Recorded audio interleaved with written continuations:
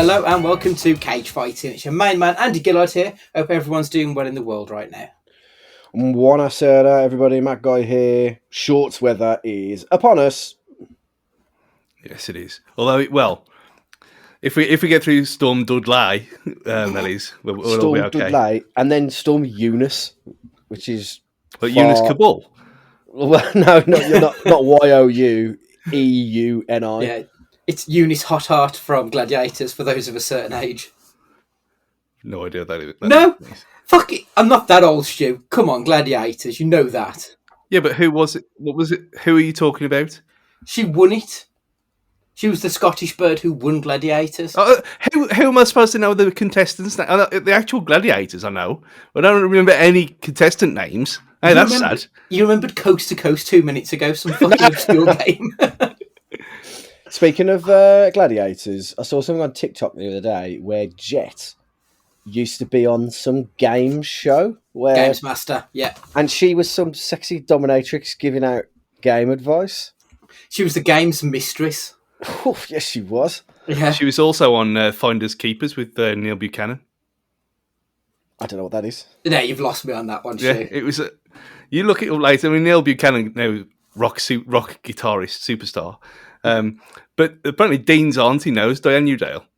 So Dean has met her. Really? Yeah. Well, who knows Jet? That's what I want to know. That's who that is. Oh, what? Oh, that's a real name. Yeah. That's Yeah. real. Yeah, we need to have a word and see if we can get her on. Can we get her on, Stu? It would be fucking awkward. Yeah. Well, we never said anything incriminating yet. Yeah. It's It good. would just be us three staring at our screens while she spoke for an hour. And yeah. Oh, I remember Finders Keepers. Finders Keepers, where they used to run around a mocked up household. And try and find hidden stuff. I remember that. I just don't remember the name of it. Gladiators legend Diane Newdale realised she can still fit into her Jet costume. That is good news. That is excellent reporting from the Daily Mail. Whopper. Yeah. Hard-hitting information. It's what everyone needs to know. She wouldn't be able to once I'd finished with her. Oh, shit. Oh, shit. Yeah, well, is she now about 50 odd? She's got to be older than that. I'm not sure. To the Google machine. She is 52. Yeah. And still whopper. Incredible. Yeah, because there's that thing today on Twitter where they're about, would you date someone 10 years younger and or 10 years older? You think, well, at this stage, then probably, yeah. But unlike the Twitter sensation from yesterday, but that's all in the past now. It doesn't matter. Yeah, that was a wild day on Twitter. Anyway, that's very much dating this podcast. The podcast is going to be our top 5 favourite video game to film adaptations. Before we get into that, the film of the year so far, Jackass, is that right? Is that the best film we've seen this year? I think it very well may be my favourite, yes. Yeah, because Belfast was released in December 21, was it? Not here. No, I think it was actually the end of January when that one's officially released in the UK. Okay. Yes, Jackass probably is, just on the basis that it was exactly what's needed at exactly the right time, wasn't it, really?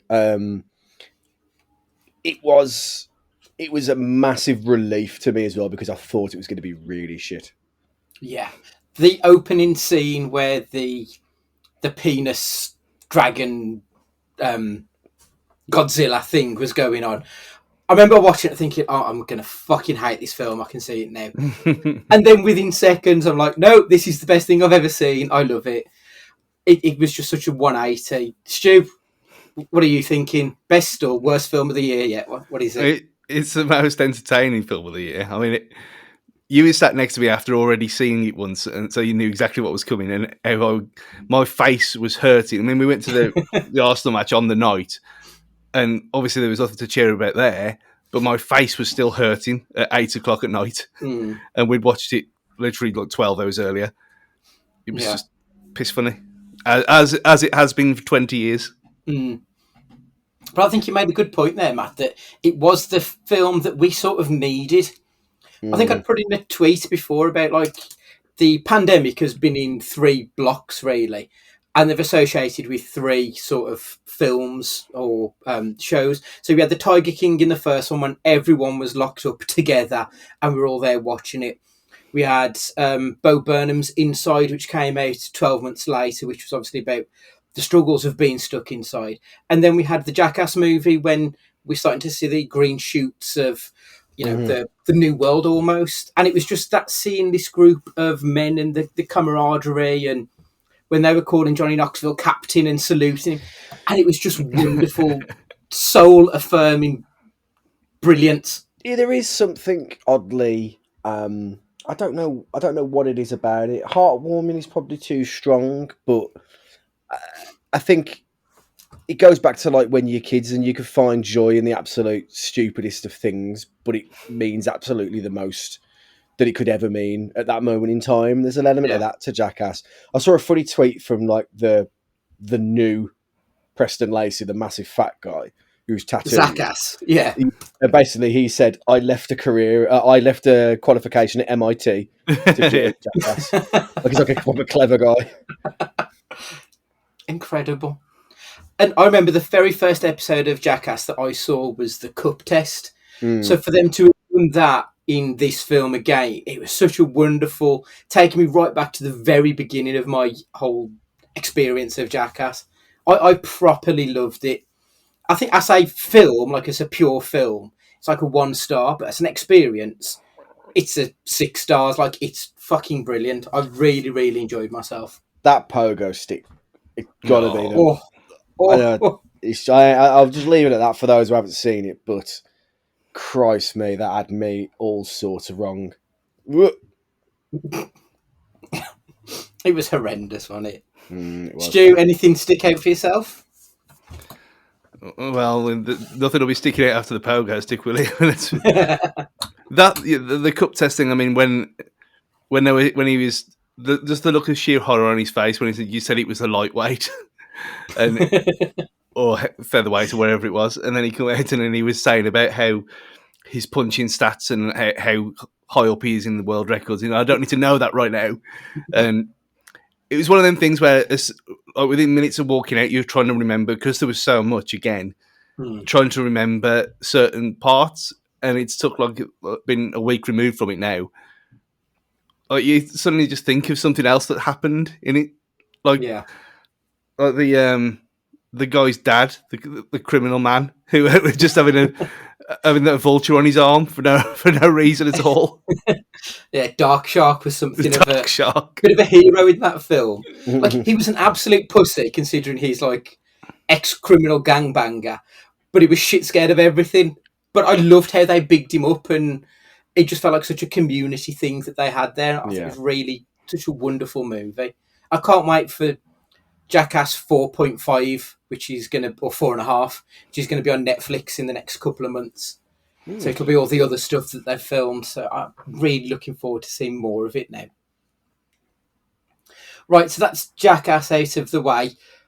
Before we get into the video game adaptations, I think we need to just talk a little bit about our gaming love, really, because I know we mention it occasionally, but we've never had a proper conversation. So I've got 5 questions for you that I want to know. First up is, what was your first games console, Stu? ZX Spectrum.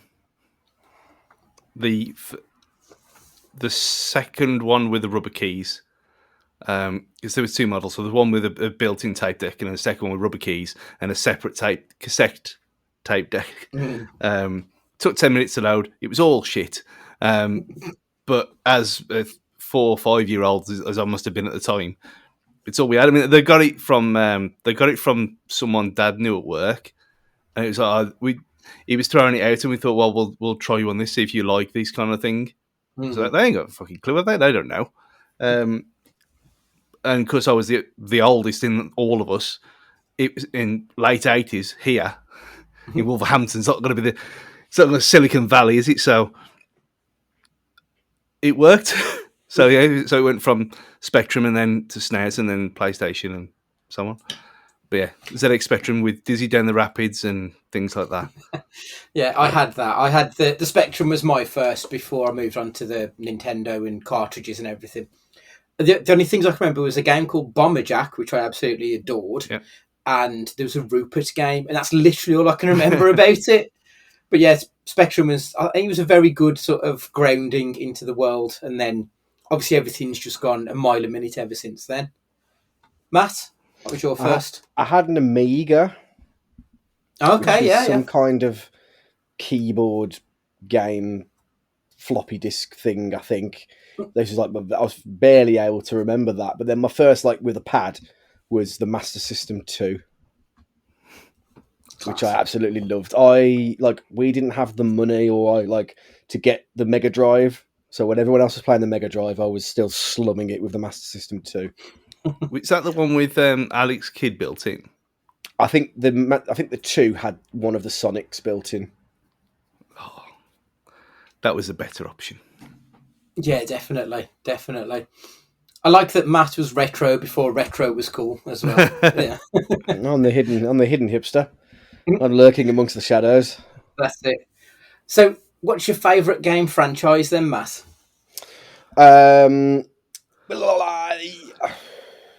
As a franchise, that's really tough because my favourite game of all time is BioShock. I don't even have to think about it. But BioShock 2 is a big DLC to BioShock. And BioShock Infinite, I was only having this conversation with TK yesterday, is not the same kind of game at all, really. So as a franchise, probably Gears of War. Okay. Consistently good games, some verging on great and fantastic. Felt it was the first kind of like cover-based shooter that I'd played, and the multiplayer was excellent as well. But as an individual game, it would be the first BioShock. What about you, Stu? I imagine you're more retro with this. I think I'd expect you to go back a little bit rather than something modern. There's probably an answer for both of them points. Because it's like a cop-out saying Mario, but Mario is the first game I really remember properly playing to death. Because I'm Super Mario All-Stars for the SNES. So you had them 4 games and then Super Mario World, as well as Star Wing and whatever. Star Fox it turned into later on. So Mario was all I knew for a long, long time. And then obviously Mario 64 and then Sunshine. But I didn't have an N64. Mark had one. So I never really played Sunshine and stuff like that. So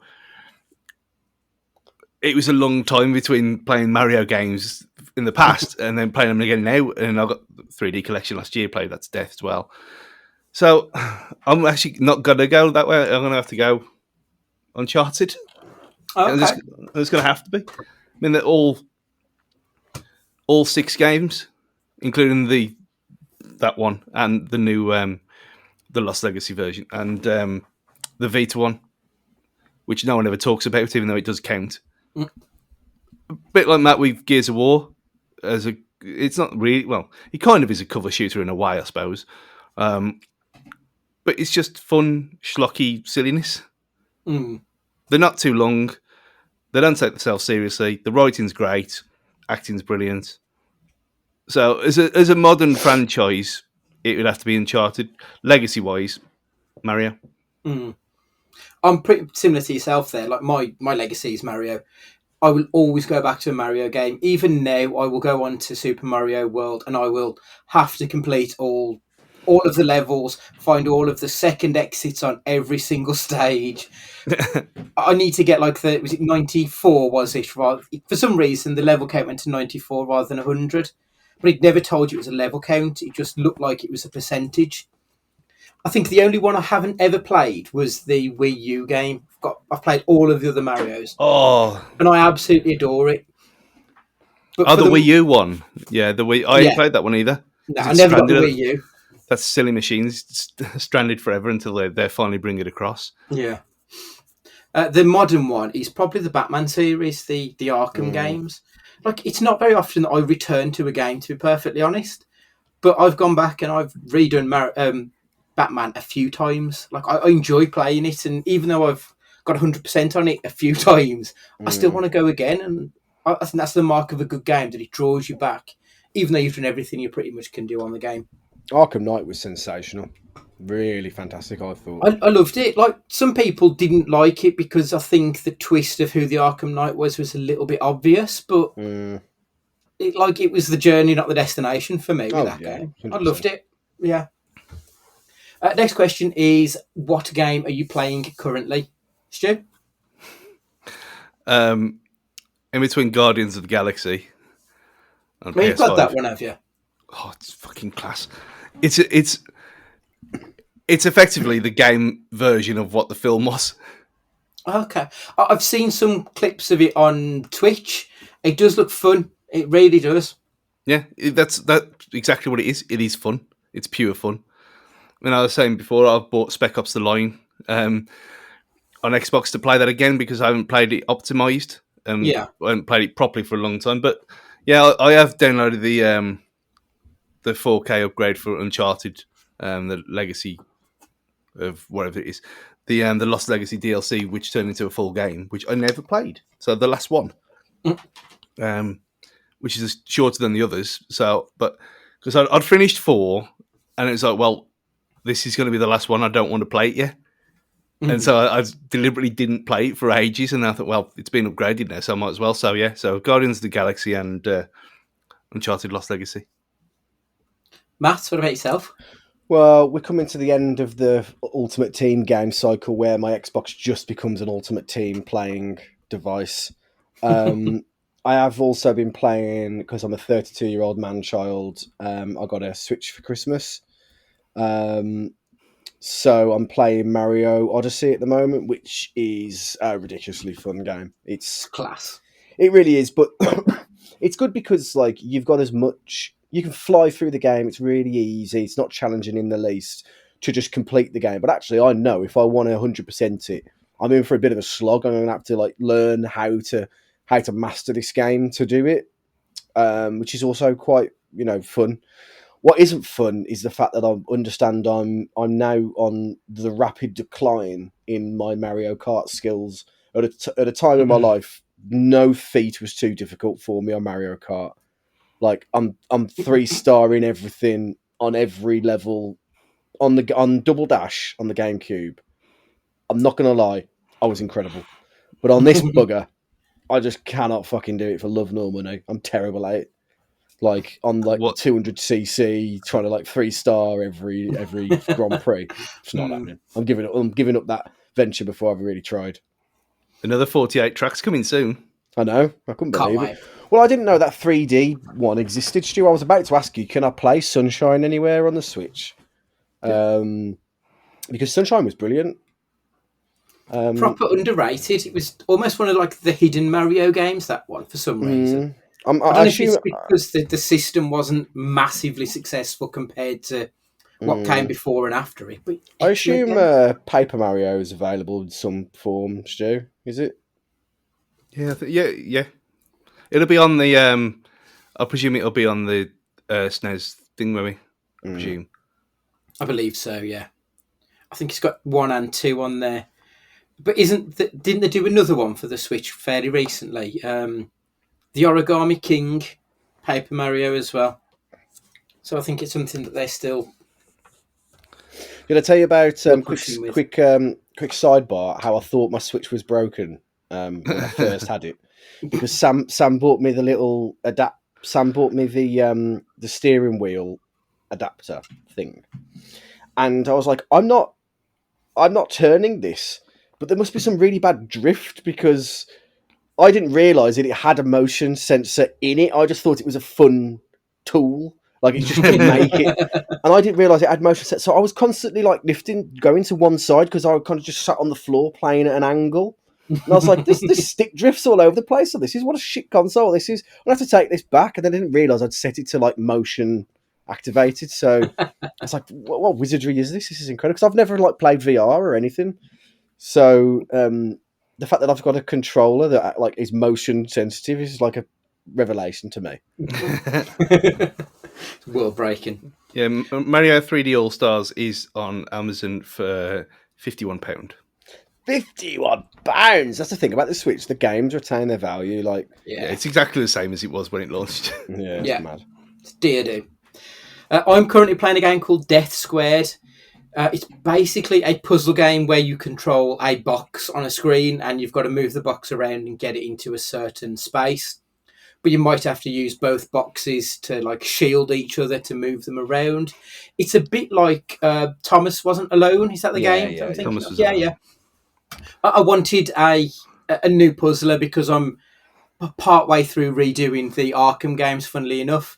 So I wanted something to break up between Arkham City and Arkham Origins. So I thought this will be a fun little game to get through. And it's very similar in that they've got a voiceover. It's an American guy. It's not. Is it Marcus Brigstock, I think, who's on the Thomas Was Alone game, and it's an American version of it. It's quite funny. Hmm. But I'm really enjoying that at the moment. No, Thomas Was Alone was the. It's not that. He's a guy from. He's been on loads of things. Why is he's completely out of my head now? He had a podcast as well. Danny Wallace. Yeah, Danny Wallace. Danny Wallace, yeah. Yeah, I like Danny Wallace. His book, Fuck You Very Much, I think it's called. It's really good. It just talks about being polite to people and not being a cunt, basically. Excellent, really good book. I think that's what it's called. It's amazing how you still manage to hipsterize gaming as well. It's not hipsterizing it. It's just, I just needed something to break up the Batman games.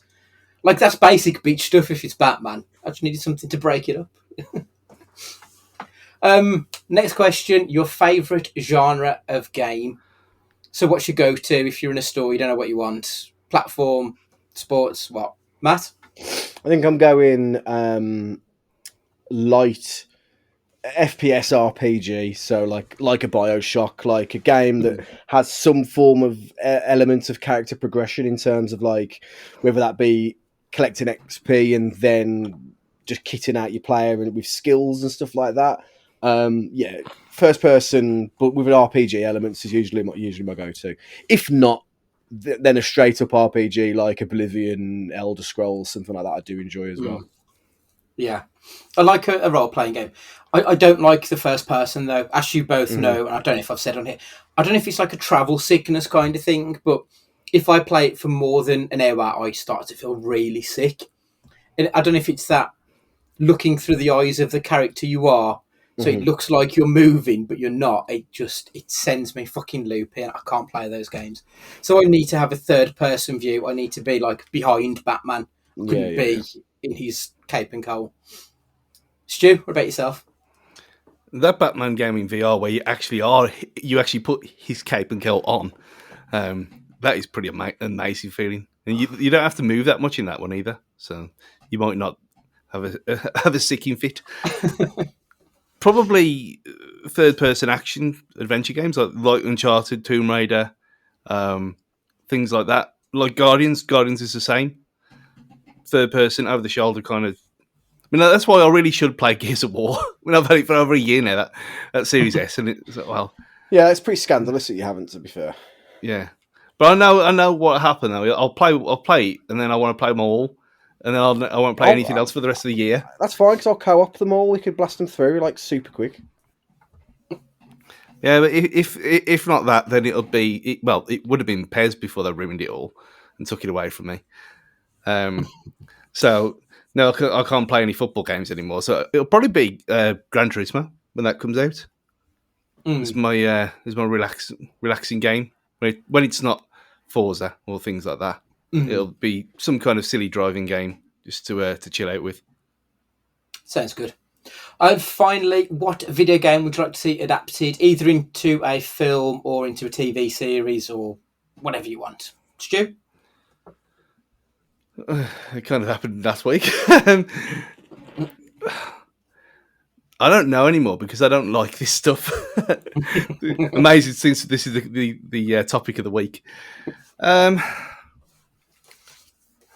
We've had the main ones, haven't we? So something completely weird, like Like Parappa the Journey Rapper. wouldn't. Well, yeah, I mean Parappa and Jamalami and all them kind of things have them as some kind of weird, kind of out there anime style short, like 22-minute episodes per week, something like that. That'd be nice. The Castlevania series is already great anyway on Netflix. If you ain't seen that, go and check it out anyway. Don't need any prior knowledge. So it probably would be something like. Well, we've had lots of Tomb Raider films, so you couldn't really do that again. So, you know what? Detroit Become Human would be a good series, which would fix that thing that was on. We've talked about before that was on Netflix that I was bored of. That was kind of set in the future. Oh shit! Altered Carbon. Yeah, Yeah, I know that. Yeah, okay. Similar kind of vibes to that, but the whole kind of AI gone rogue. If they did something with that, which who knows, they might do. And the game's great anyway. I mean, you should have that anyway, free. Yeah, I have. Yeah, I think I would go for either a film or a TV series, something very small and low key. Have either of you two ever played Unravel? No. It's an EA game, so if you've got the EA pass, Oh yeah, with Yarny. yeah. So it's just this small little woolen creature thing, and if I remember correctly, the woman who creates these little yarnies, she passes away, and it's about him sort of coming to terms with the death of her, and it's just a bit of an existential crisis played out through a woolen creature, and it's kind of really heartwarming and moving at the same time, and quite action adventure-y, even though you can't really do anything with the character other than run and jump. It's just a lovely little story that I think could translate quite well into a small, like, hour-long feature episode of something on Netflix. I'd love to see something like that. It's completely different to the norm. Yeah, it's on Game Pass, Matt. That and the sequel. Okay, It's very much like Ori. Well, I was just about to say mine would be Ori, Will of the Wisps. To be fair, like it's probably the greatest game you've never played for the vast majority of people, because I didn't know it existed until about a year ago, and it's up there as it's a masterpiece. It's a really fun, rewarding game that is a bugger to play. It's hard in parts, feels very good when you do it. Got a great story behind it as well, and like a good message for kids in there as well. The two of the games that are being made into films, one being BioShock, which that is a midnight releaser for me, or however I've got to see it. I'm so looking forward to it. It's unbelievable. And Metal Gear Solid. The problem with the Metal Gear Solid world is it's so vast. It's where do you start with Metal Gear, really? You probably just need to do a retelling of the first one, just to gauge the water on how it is, but they'll probably go down like the Phantom Pain route with it, to be honest, and have it more like that story that is probably more easily tellable, I think.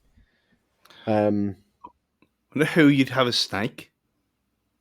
They were on about having Han Solo as Snake. I'm sure he was cast. Harrison Ford or no. Eldon? I was going to say Eldon, whatever his face is. The kid, I can't remember it. Eldon, I can't remember. And the People's Champion should get him in Sebastian Stan. Just give him everything. Yeah.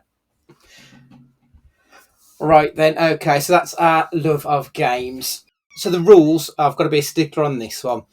It has to be a video game which you can actually play, adapted into a film.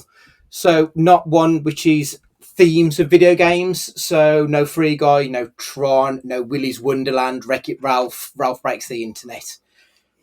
If you've got any of those for your honourable mentions, they are welcome, obviously, as long as they're tangential to the theme. But we'll go in the table, 5-2, honourable mentions, then give our numero unos. Right, okay. So first up is myself, and I'm going with... Okay, so my rule is I've got to have played the game and seen the film. So if I haven't played the game, I can't put it in my list. So, like, these aren't good films, but they're films that I sort of enjoy. I think that's not my rule, but that counts for me as well. So I'm starting off with Super Mario Brothers. Oh, for fuck's sake! I mean, it is awful. Like, I can't deny it. It is not a good movie. But I've got fond memories of going to the cinema and seeing it. And I think it may have been like the first big adaptation that I can remember in my lifetime. And seeing this game that I'd spent fucking at that point, I must have spent days on playing it. Like it was very much part of my daily life. And finally seeing that up on the big screen was incredible. And I remember loving it as a kid.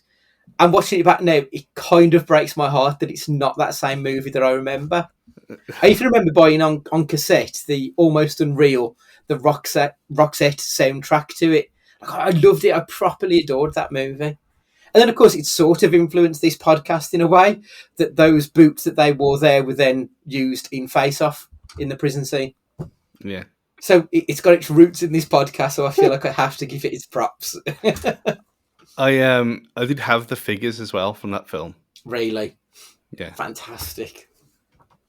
Like, there's nothing Mario about it in retrospect. Like, Bowser wasn't like that. The Goombas weren't massive dudes with tiny heads. It didn't make any sense at all. The whole premise of the movie was fucking nuts.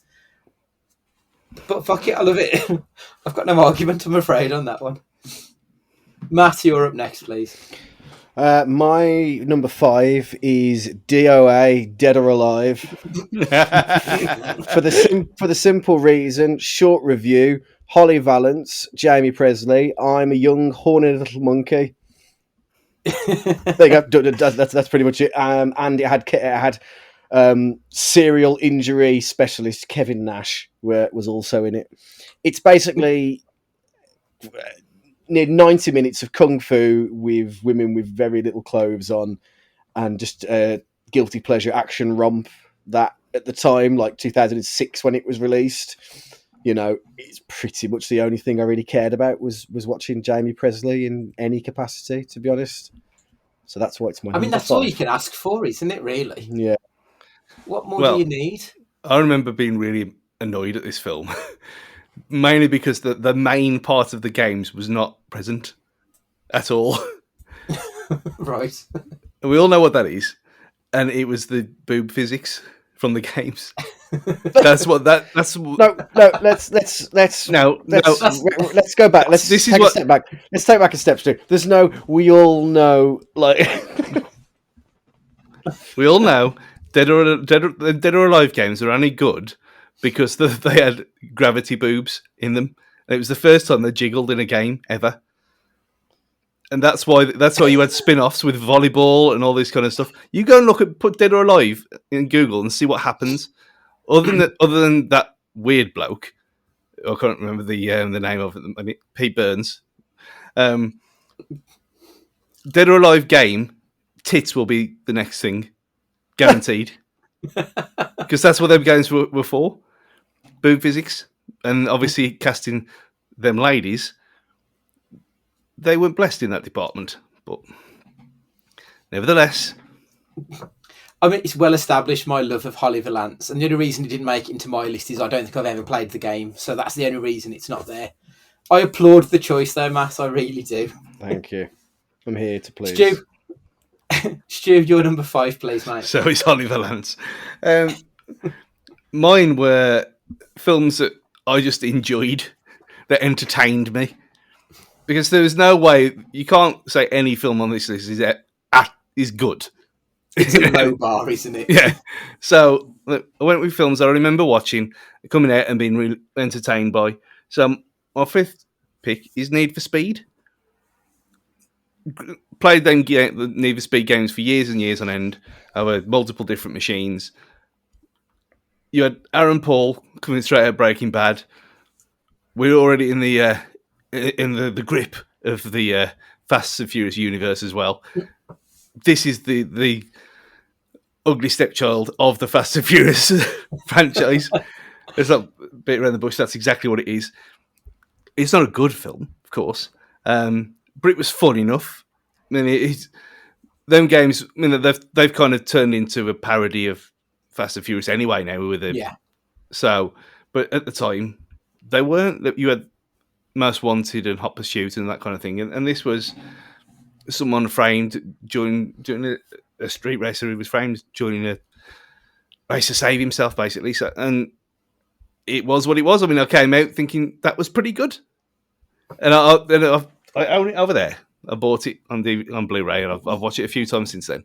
Still shit, but it's entertaining enough.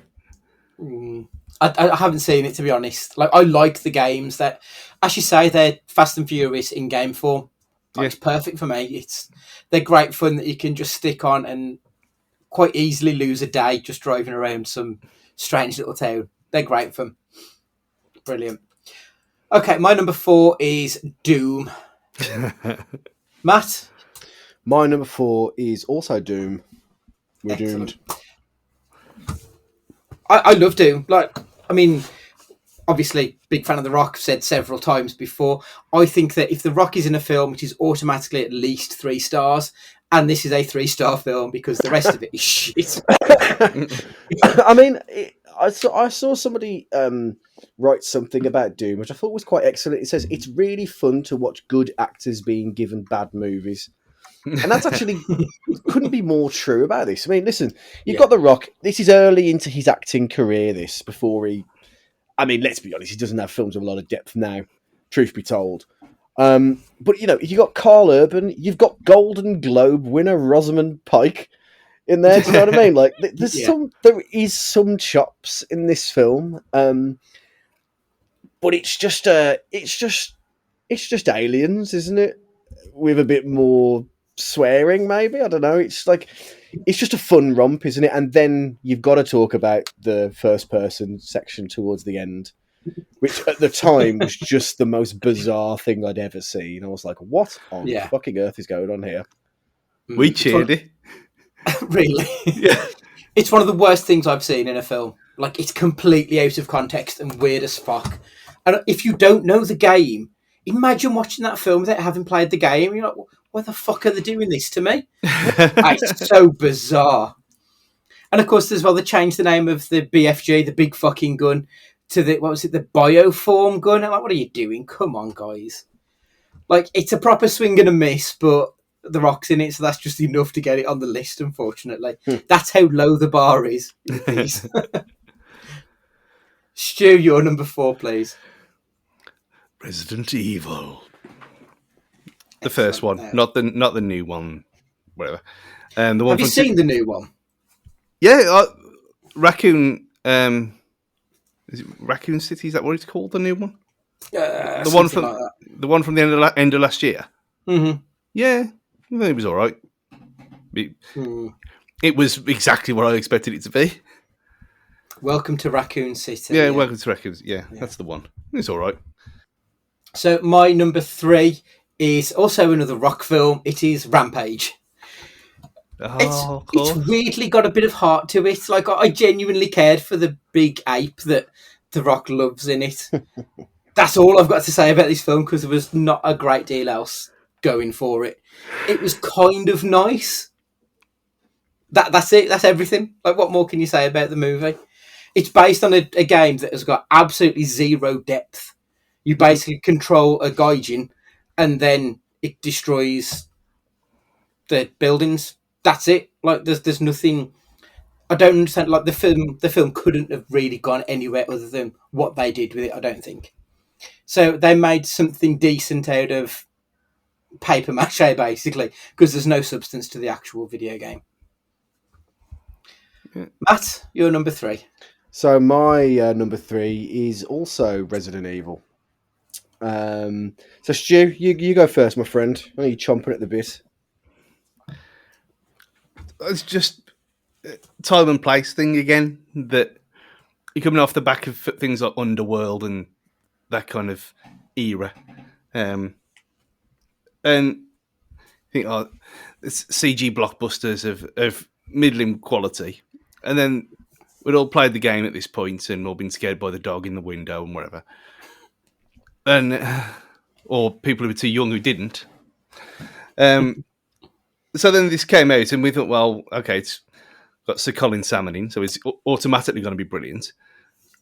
and then for it to come out and be absolutely nothing like the game at all,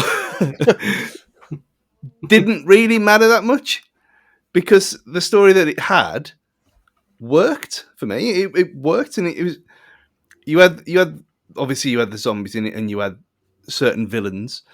That is the only one that I remember. I think I've seen the second and third, but I will one day go and watch them all now. Now it's all finished. The Mila Jovovich compendium, or however many there are. But it was again silly bollocks that was entertaining for the source material that they had at the time before zombies were cool. So yeah, I enjoyed it for what it was, and the bit where he gets cut to pieces with lasers. With spoilers, that laser scene was brilliant at the time. It really was. It, like that at the time, I was like, "Oh my god, this is incredible! This is the height of filmmaking." Like, at the time, yeah, exactly the same as for me.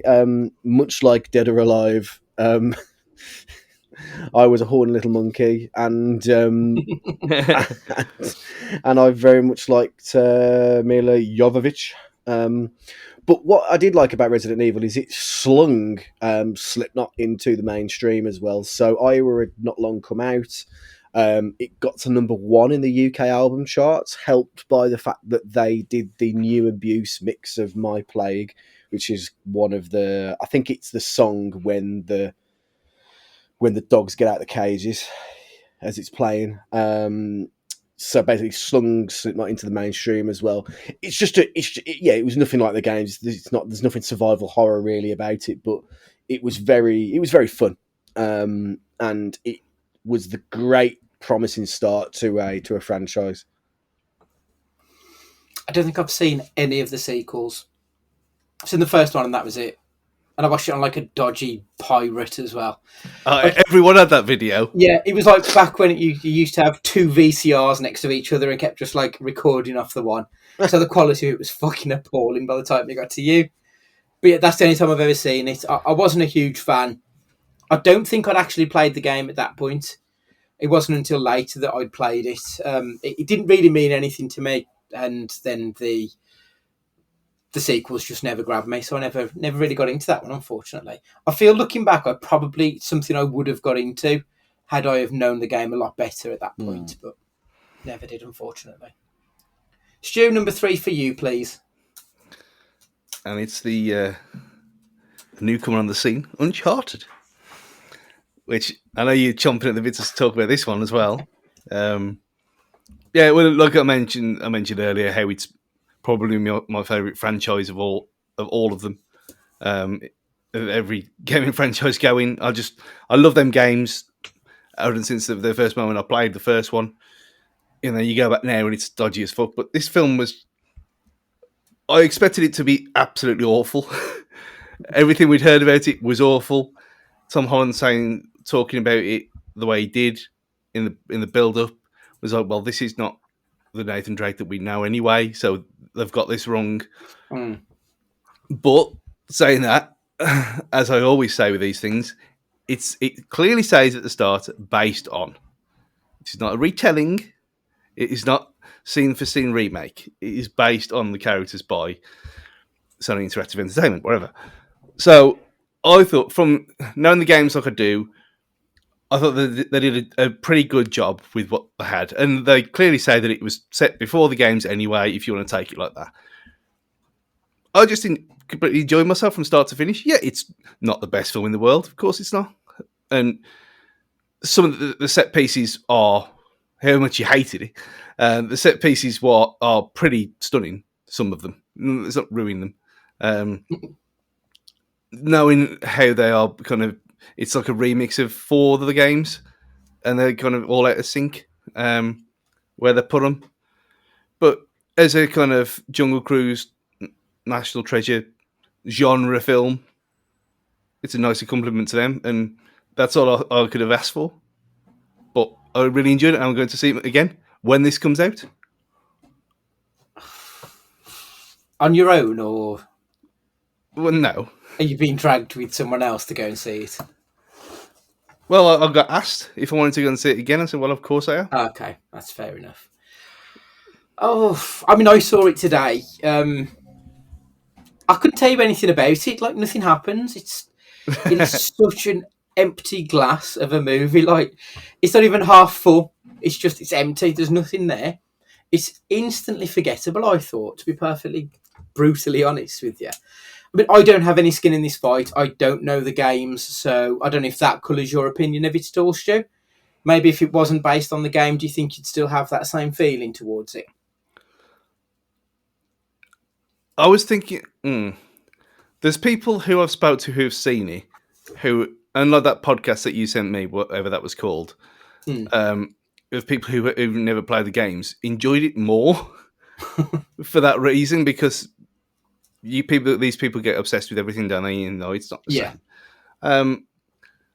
But there's so many, like, people like my mom, who she saw this trailer without, so I knew what had happened. If I'd said, "Oh, look, this is based on a PlayStation game," she'd instantly say she don't want to watch it.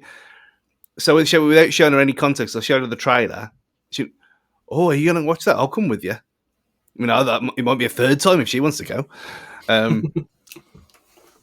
But she was well up for it. I mean, we don't get these films very often anymore, do we? Really, these kind of like also matinee adventure kind of saga films. So I think for people who just see the trailer for what it is and without all the PlayStation stuff attached, which a lot of the posters don't have anything relevant to PlayStation on them, probably for that reason, it might work in its favour. More so than...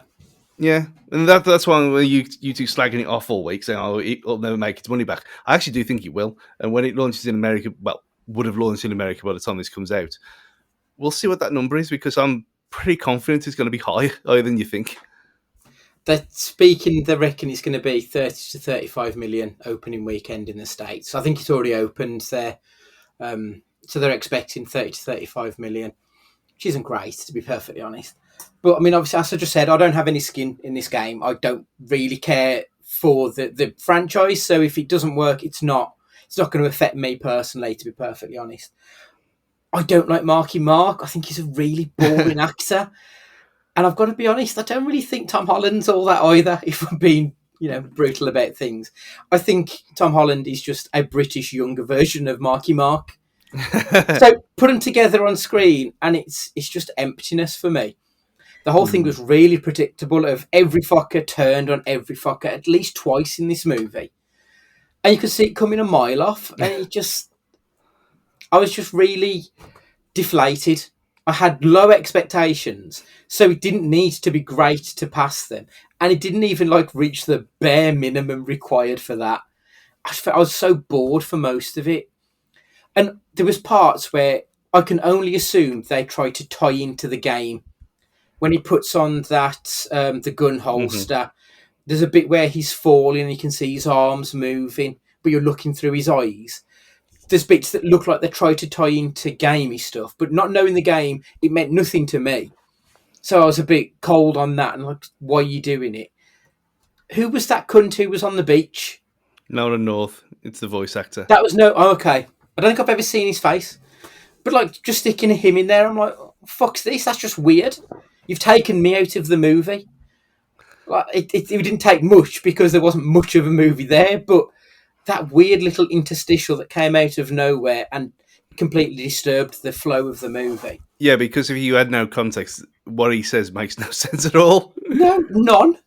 So, yeah, that's what when he puts the gun holster on, and you get the musical change. That music is from the game.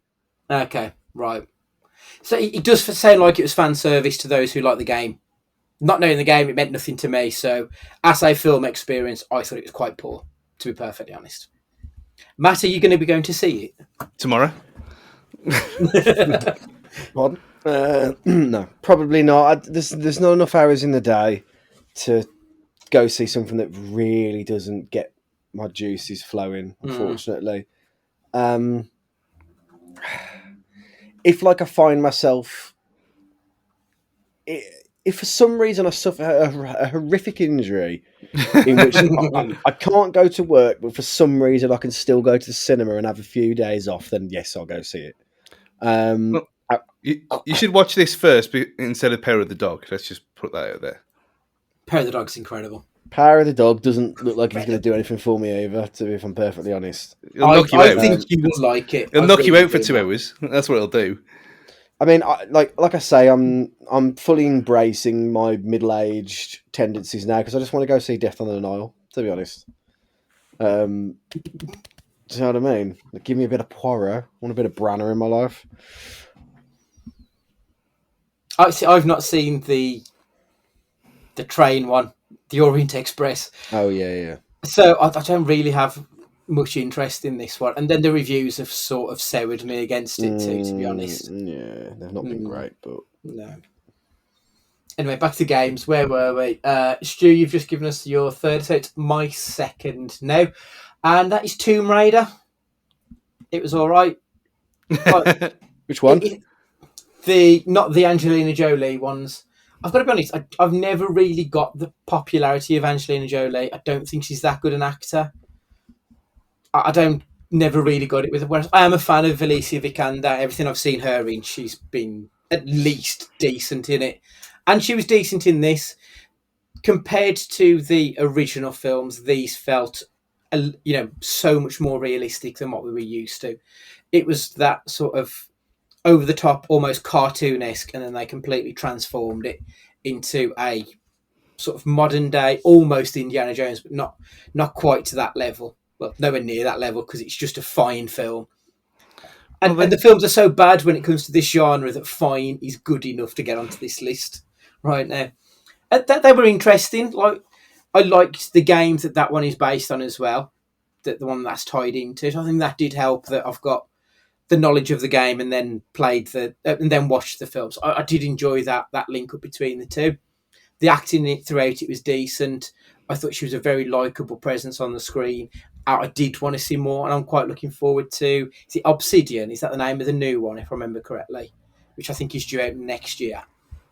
I mean, like, there aren't many computer game to films that have made me want to see more. Tomb Raider absolutely did, so that's why it's second for me. Yeah, I liked it. I liked it as well.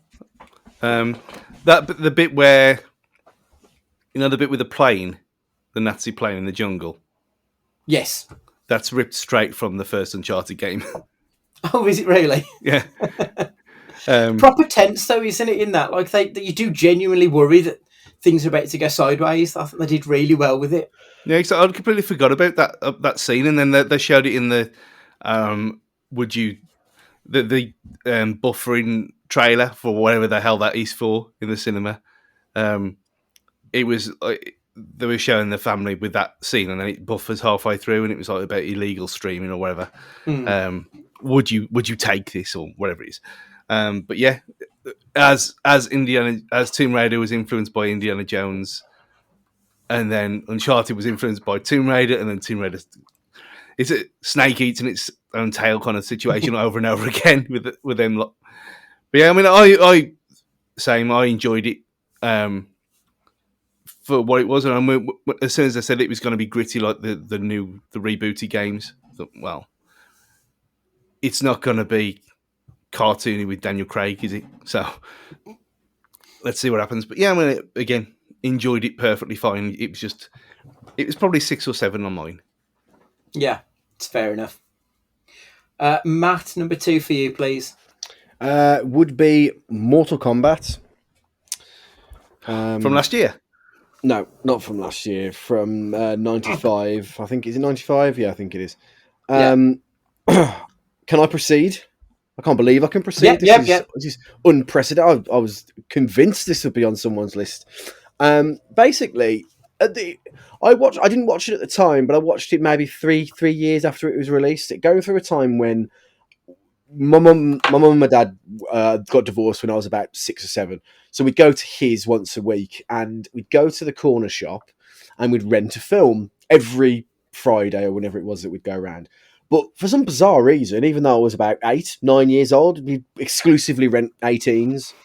So this came into a time when I'd watch The Crow, Spawn, Mortal Kombat, films like that at about the age of 8 or 9. And Mortal Kombat was just unbelievable. I couldn't get over how much I enjoyed this film.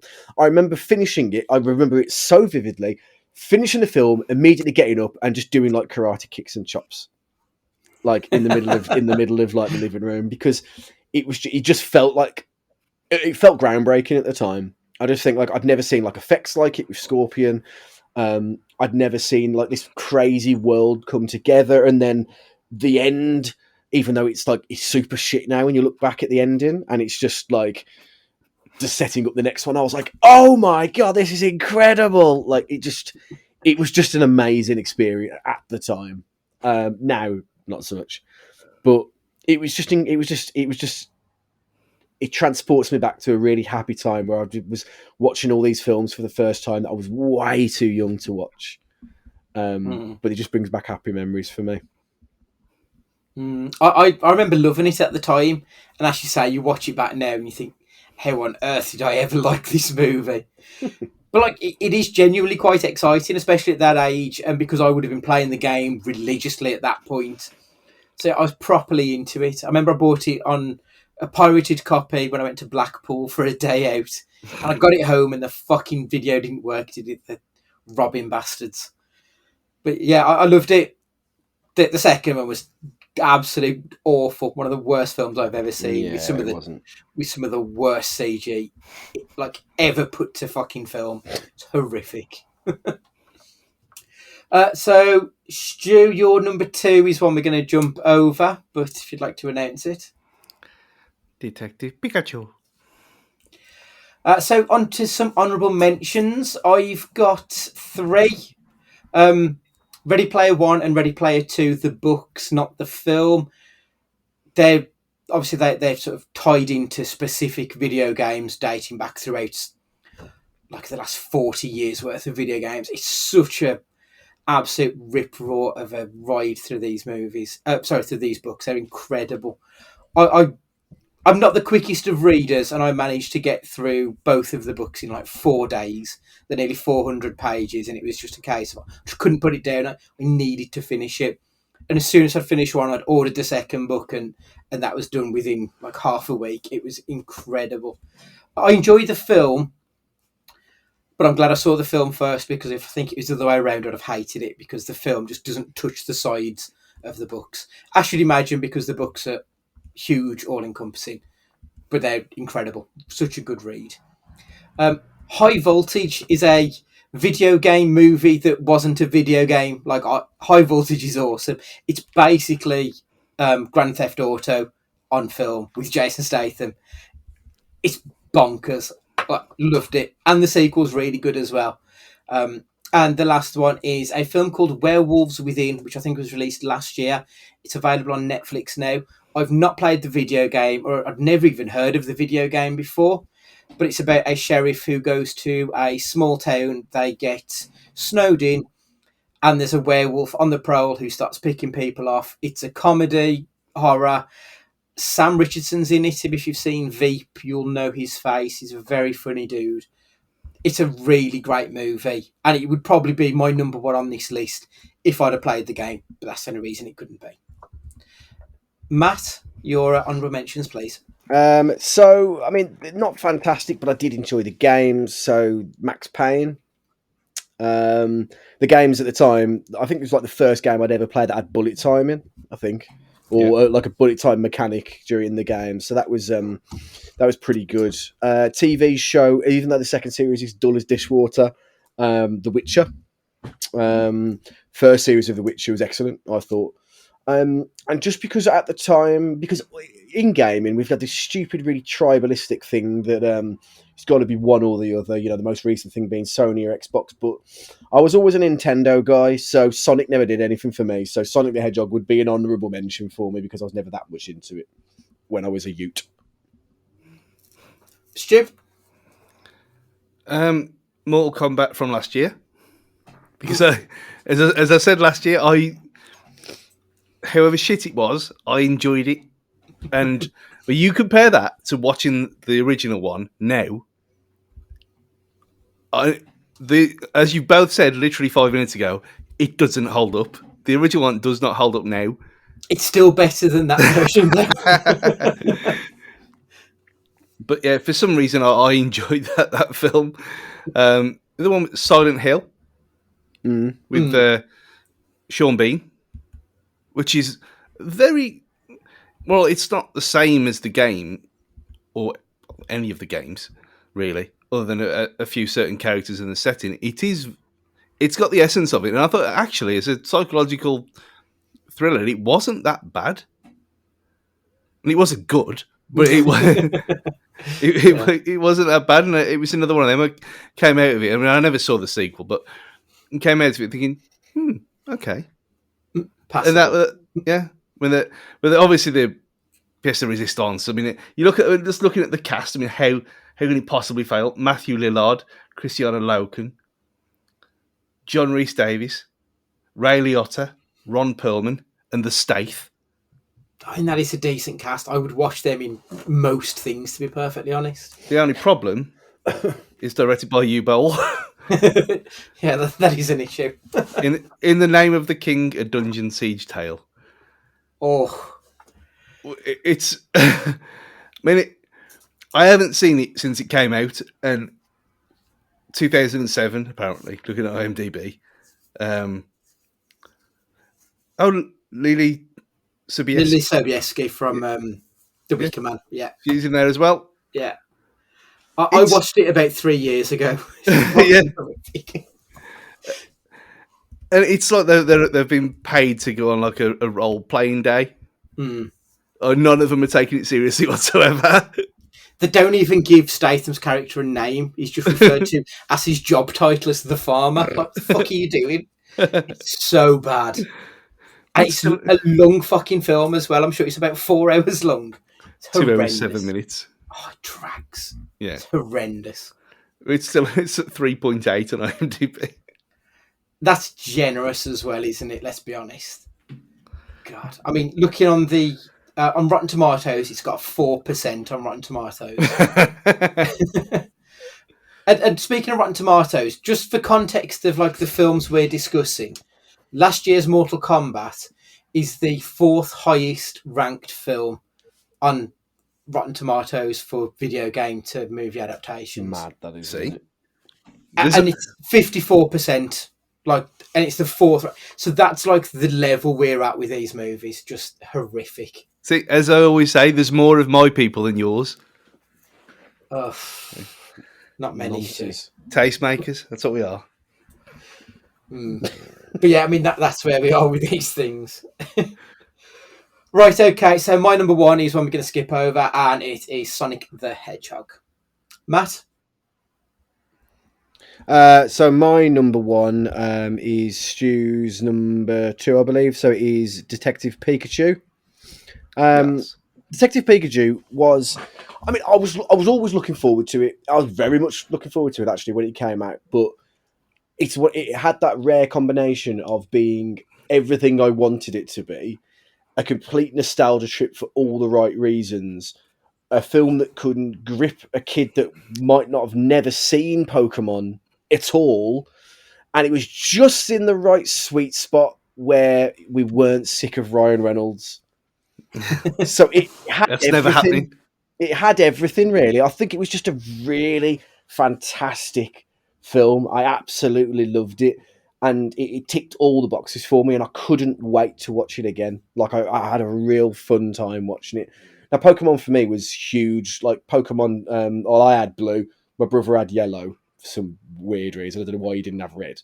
Because we could have got 150 each. And I just like, that was my first taste of multiplayer. Not proper multiplayer, but with the link cables and trading Pokemon with my next door neighbour. And it was just, Pokemon was everything to me when I was younger. It was my first proper obsession, I think. And then for that to come into this film world and take me back on this pleasure cruise of a film. And don't get me wrong, you know, it's had its incarnations of my Pokemon love over the years, most recently with like Pokemon Go. which I'd put like a ridiculous amount of miles into, like actual physical miles. It was just great. Detective Pikachu was just a really fun, unique, and original film. I loved every second of it. Yeah, exactly the same. I mean, I had red. I think Mark had blue. No one had yellow. For fuck's sake. But yeah, it was the same thing. I mean, you're not that young, really, for when it came out. So it was like that Power Rangers thing where I probably should have been too old for it, but who the fuck cares? Yeah, again, I went with Ethan, and I mean, he was 7 or 8 at the time, having no real knowledge of Pokemon whatsoever, and he loved it as well. As he loved it as a kids' film as much as I loved it as a nostalgia trip, and the fact that it was funny as well, which with Ryan Reynolds you kind of hope for, but with game films you never expect, and it worked. And obviously, certain Pokemon appearing would have made it wouldn't have done anything for the filthy casuals out there, but it did for us. So yeah, it was very high up, and that's why it was number 2. I don't know what Pokemon are. I didn't realise that was actually based on a video game. Yeah, I assumed it was part of the animated series. I didn't realise that specific film was like it meant nothing to me. And I have tried to watch Detective Pikachu. I gave it about 5 minutes, and I wanted Ryan Reynolds to be Deadpool. I wanted him to say fuck, because I think it would be really funny to have this cute little thing with foul language, and he didn't. So I was like, I just turned it off, and I've never revisited it. But obviously, you both and our good friend Ash Dolan is a huge Pokemon fan as well. Like, everyone says how good it is, but it kind of meant nothing to me. Is this something that you need to be into the game to do, or is this? I don't think you do, because I think it's just a fun. It's a buddy cop movie, but just with a little yellow mouse, as opposed to I was about to say opposed to the black guy, but it's the other way around. It's like it's basically Rush Hour with a little yellow mouse, like instead of Jackie Chan. Yeah, exactly. No, I don't think when. Well, you're not going to know who this is, so it's not really a spoiler. But when Mewtwo comes into it, the knowledge of what Mewtwo is would be a huge boost to the overall shock and awe of it all. I suppose that would be a bit of a downer, because in the lore of the game, he's the, I don't know, who would you describe him as, Stu, in any other medium? Well, he's like he's like a mid-level big baddie, I suppose. He's the Thanos. He's the Thanos of the piece, basically. It's like, okay, but he's a big fucking deal in the original Pokemon games. But he's like the best you can get, apart from one. So I don't think you need a knowledge, but it would help in the end overall, because when you see like a Jigglypuff, okay, which is this little cute little thing that can sing you to sleep. If you didn't know what that thing is, you'd just think it's cute, but you wouldn't know why. Whereas when you know it, you know it. So maybe you do need knowledge, Stu. Maybe I'm wrong. It was when you saw the Charizard for me. That's when it's Charizard. But again, I don't think you could easily. It's like when you watch these like Alvin and the Chipmunks films, or the live action ones with the CG puppets put in, like this is. They're not good, but you don't need any prior knowledge of the cartoons from the 80s to watch them. But they're entertaining in their own silly little way. This is way better than any of that stuff. Yeah, but like Pokemon has a lore to it, doesn't it? Yeah, but it's set out in this film. It doesn't really matter. It's explained enough. It's not set. It might as well be set in New York. It's not set in like a proper Pokemon world, is it? No. The Detective Pokemon, I've never played Detective Pokemon anyway. I know of it because I know people, mainly neckbeards, who do play this stuff still, which is amazing why you never have. But it's like prime target. And the fact that you spent so much time in CES and Forbidden Planet and never played Pokemon is astonishing, really. I tried to watch Pokemon. Sorry, Matt. It's got to be the highest rated of the films if the bar's so low at 68%. It is, yeah. It is the highest rated on Rotten Tomatoes currently. Yeah. Well, actually, it's the second highest. Low hanging fruit, I appreciate, but yeah. Werewolves Within is the top one with 86%, and then Detective Pikachu is 68%, and that's the second best.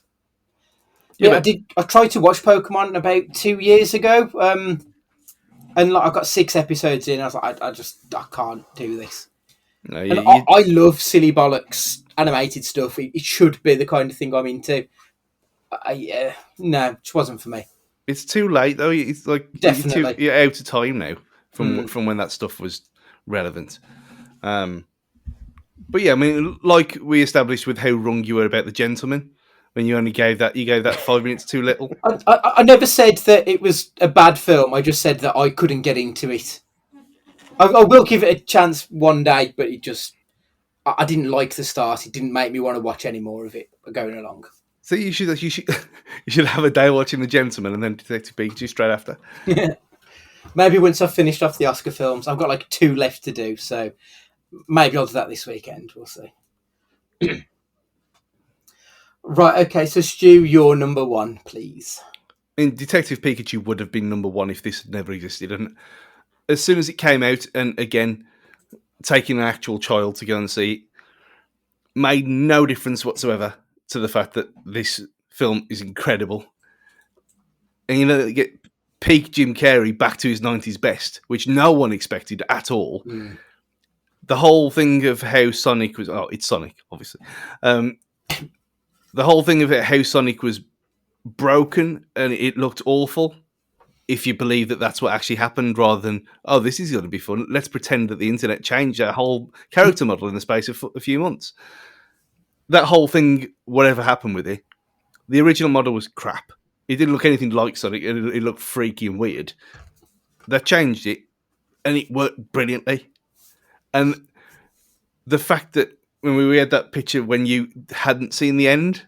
yeah.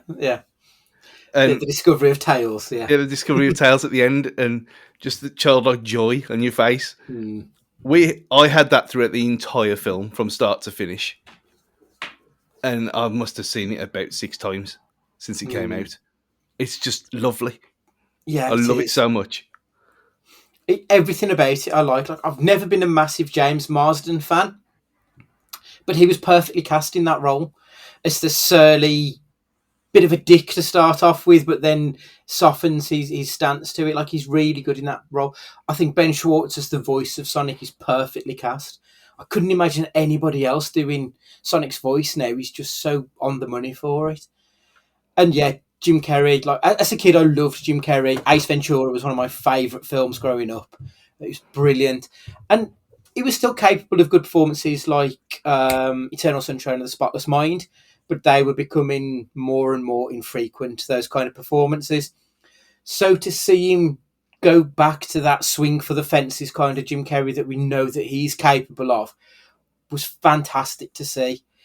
And I'm so excited to see the sequel. And the fact that this week alone they've announced that we're not only going to get Sonic 2 out in a few weeks, in a couple of years' time, we're going to get Sonic 3, we're going to get a Knuckles TV series. Like, they're building the Sonic verse, and I'm so excited for it. It's just incredible. And of all of the characters from, like, my youth of playing games, Sonic was the most, ironically, the most two-dimensional. He just ran fast and collected animals, and that was it, really. Like, there wasn't a lot to him. So for them to have done this in just one film so far, to have built this world that I'm just chomping at the bit to see more of, I think it just, yeah, I hold it in such high esteem that I probably shouldn't do, but it's such a wonderful, heartwarming experience. It's everything I wanted to be and so much more. And I expected it to just not be very good because we're all tainted by this knowledge that that video games are shit when they're put onto big screens. And I think going in thinking the worst of it and coming out to the side was it made it an absolute winner for me, and it's the number one by a clear mile on this list for me personally. Now explain yourself why you've not got it on this as number one, Matthew. Me, it's all right. It's okay.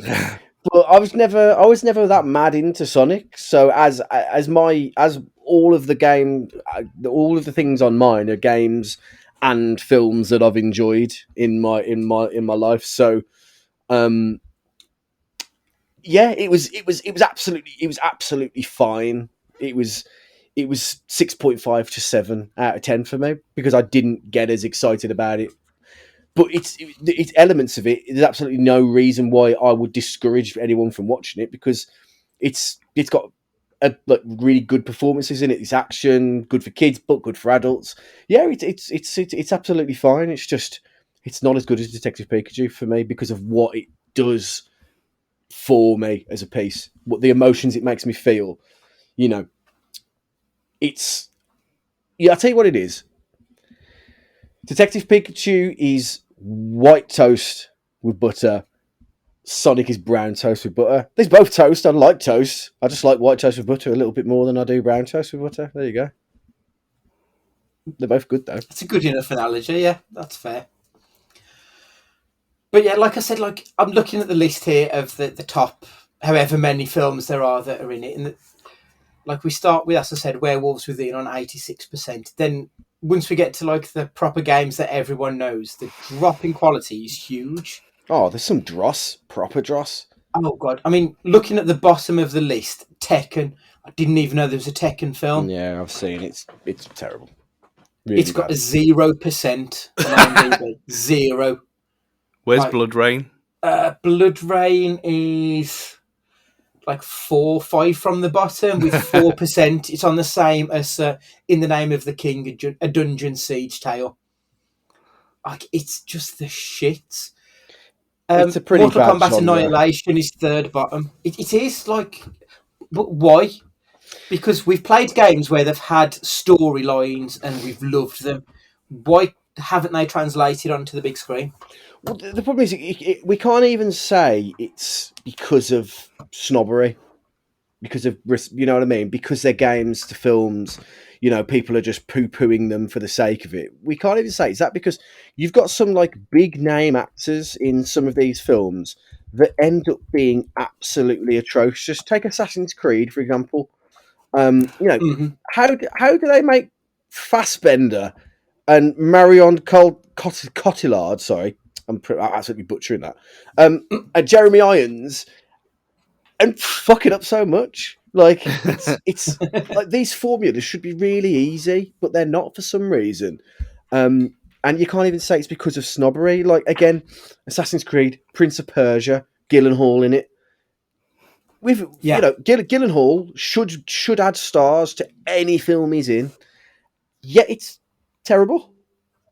Mm. It should be really easy to get, and maybe it's because people, like I said about Uncharted, and they don't have to sell it doesn't have to be good to get butts in seats, because there'll be people that will go and see them because of its license and the property that it is.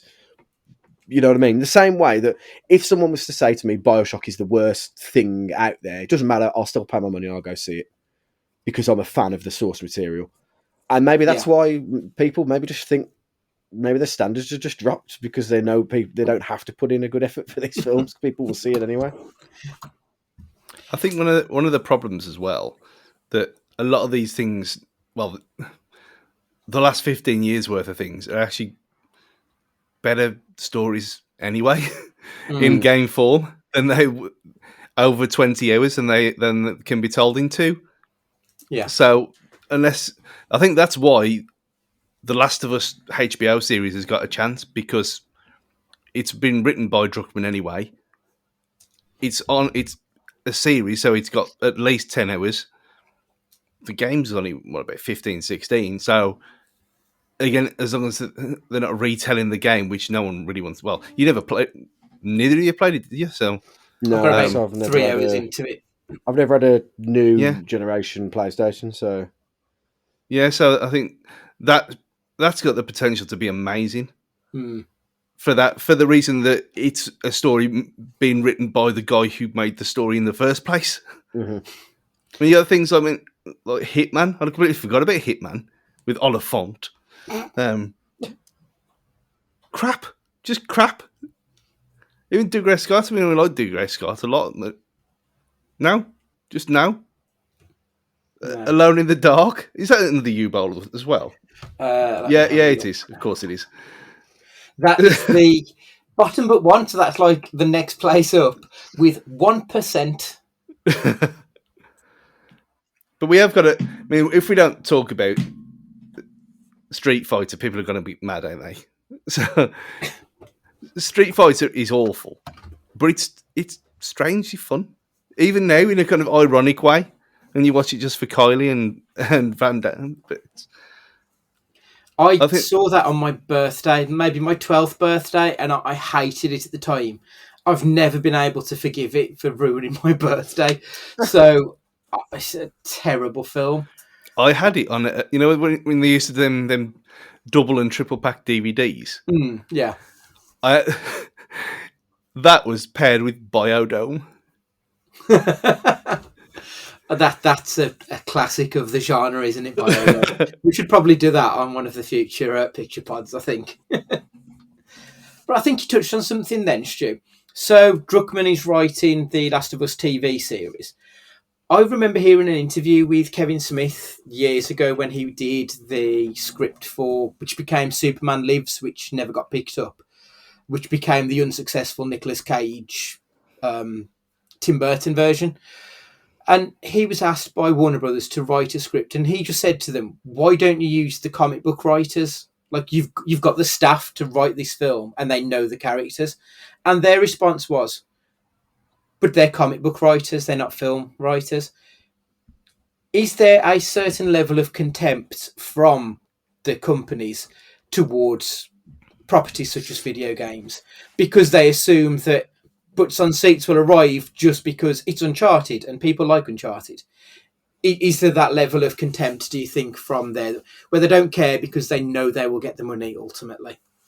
I think it's in the same boat as comic book films were until Iron Man.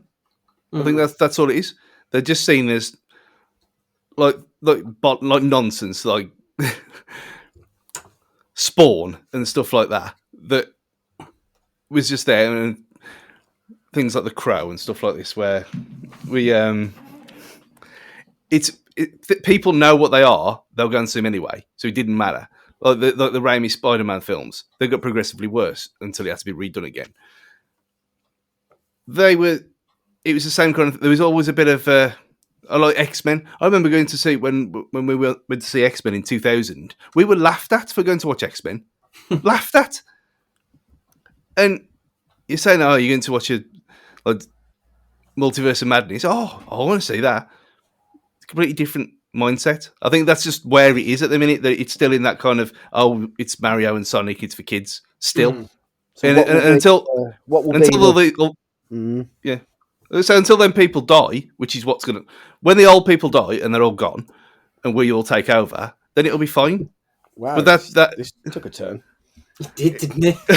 But it's true though, mate, because it's all old white people. That's what it is. It's all old white people in power who don't know what games are, don't care. So they put out any old shit, and then people are going to go and see it anyway. It doesn't matter until they're all gone, and people who grew up on games, like our age and like 10 years older, who are then in charge of studios like that, who actually think about things properly, and now you get the churn starting from then on. That's when it'll start, when it's taken seriously with people who've grown up on it. People who are commissioning these things now didn't grow up on it, did they? Or grow up on it in a time where you had stories? I feel like we're going to start a revolution here. This was the moment. This was the touch paper, whatever they call it, the touchlight paper. That's it. The revolution will be podcasted. Matt, have you got anything to say on the contempt of the fans? I think video games, I hate that phrase, but computer games or whatever you want to call them, they are now that comic books aren't the ginger stepchild anymore. Sorry, Tara, of gaming anymore. Yeah. It's now fell on the shoulders of the sweatier, beardier little brother of comic books, and that is the computer game player. That is now the next one, because comic books all of a sudden have become cool now with Marvel and to some lesser extent the DCEU. So yeah, at the moment, I don't agree with it, but there will need to be there will be some major player that kickstarts in 10 years' time, maybe, or 5 years' time. I just don't know what that game will be. I'll probably be too long in the tooth to know what that game is by then. I probably won't know what that game is. You know, I thought before I got my Series X, I thought that's me done now with the newest console. Like, I don't need it in my life. I'm perfectly fine with what I've got. And then I didn't, and I'm glad I didn't. But something will happen, and then a medium that we now don't even probably associate with will then become the next unfavorable. You know, what kids are really into, like fucking Minecraft and shit like that at the moment, and it'll probably take a game, not Minecraft, but something like Fortnite or something like that to really spur, like, you know, something that esports are pumping loads of money into already, to be the one that starts it all off. I suppose games have evolved as well, because like it's no longer all about what the latest console is. I mean, some of the more successful ones, like Angry Birds, the movie made $350 million. The second one is like 72% on Rotten Tomatoes. It's a really well received movie. Have you seen them? No, but I have heard really good things about the sequel. And I do like Jason Sudeikis, so it is one that I do want to watch. Just never got round to it. So maybe the more the games are now evolving and changing, we're going to start to see it on the screen. Maybe not the big screen. You might find something like The Last of Us might be the thing that starts off the change in perception of video games, because it's looking like it's going to be a long form story told across hours, years, maybe. I mean, who knows? When it's got our boy Pedro in, so the longer it goes, the better, really.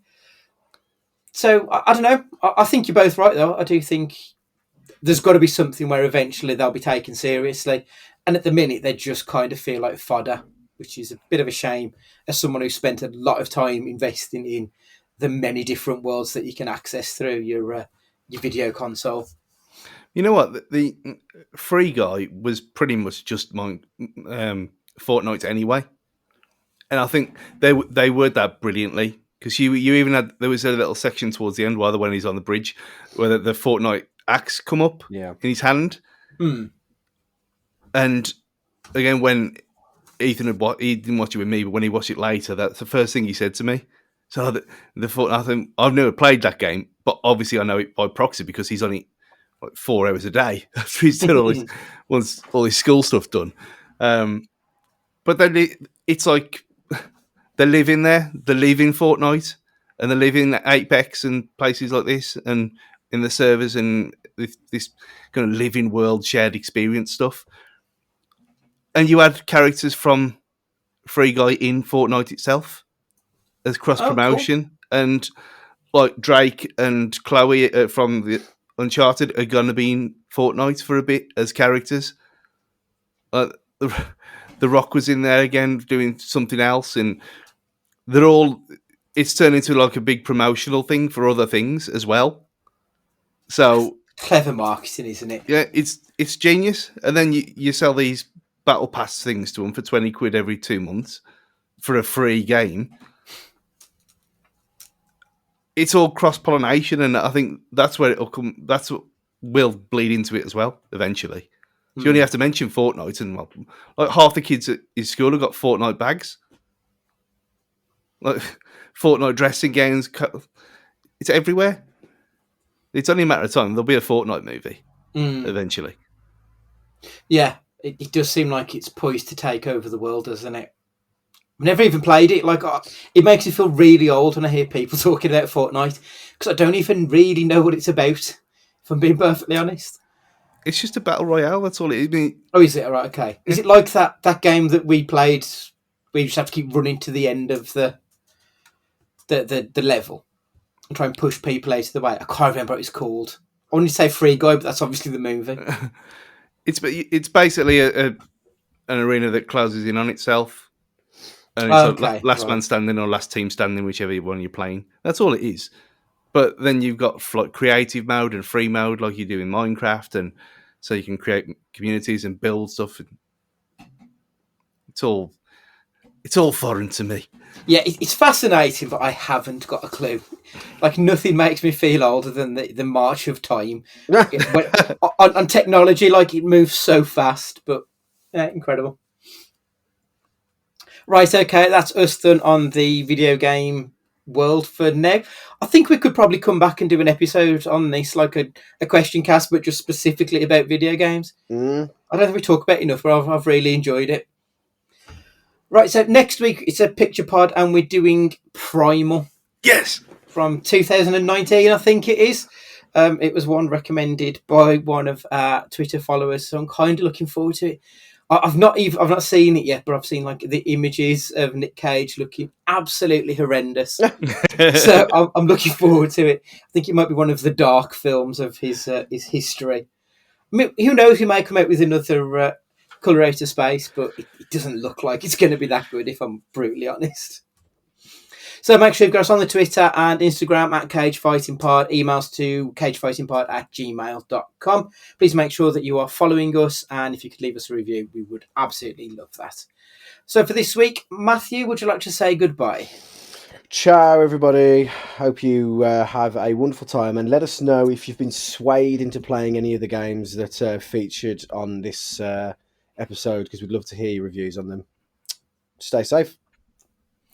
Stuart, would you like to say goodbye? Do not underestimate the power of PlayStation. Goodbye. It's goodbye from me, and remember, be excellent to each other.